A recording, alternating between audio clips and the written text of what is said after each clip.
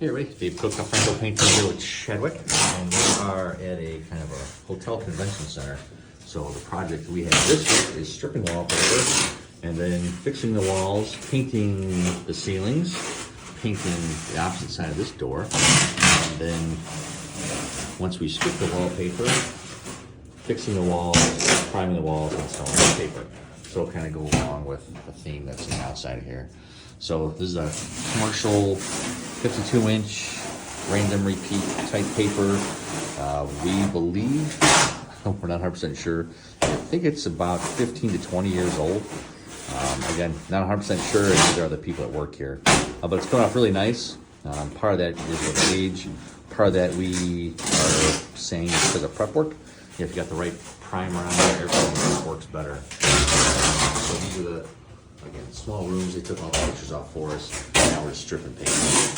One of the couple things Chad had to worry about when stripping this stuff was a toilet. They redid the toilet, so he's got to cut around all those.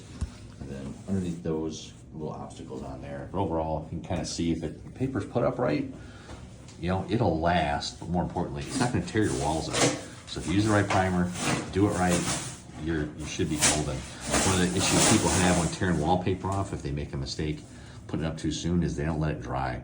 So commercial wallpaper paste has to dry before you strip it, otherwise it'll rip the wall right off.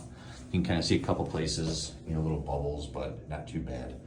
And then Chad's just gonna get this one, as far as spraying it, I'll go to the other one he did already. You can kind of see where he took the glue off. All right, so here's the room that was already stripped and the wallpaper paste has been removed. You can kind of see where some mud work was done previously. This is still wet. They had molly bolts in here from the towel holders. We're not sure exactly how those are going. And then you can see the other places where it was repaired previously. There's still a little bit of like drywall crap that's still on there. But again, we just got it wet, so part of it's wet's got to dry out. You can kind of see here too where the wallpaper paste is still on. So that's going to come off. Just another coat of diff wallpaper remover, letting it soak. You can see how soft that is. So we let that sit for another, I don't know, couple, maybe 5-10 minutes, and this whole thing will come off. And then we'll be good to go to prime tomorrow and start installing wallpaper. And we're doing another 52-inch random, I think that's the same pattern as this one, but I'm not 100% sure. So pretty much quick and easy. I shouldn't say quick and easy, but going around some obstacles can always get tricky, but you know, it's pretty much 4 sheets of wallpaper, so it's not too invasive.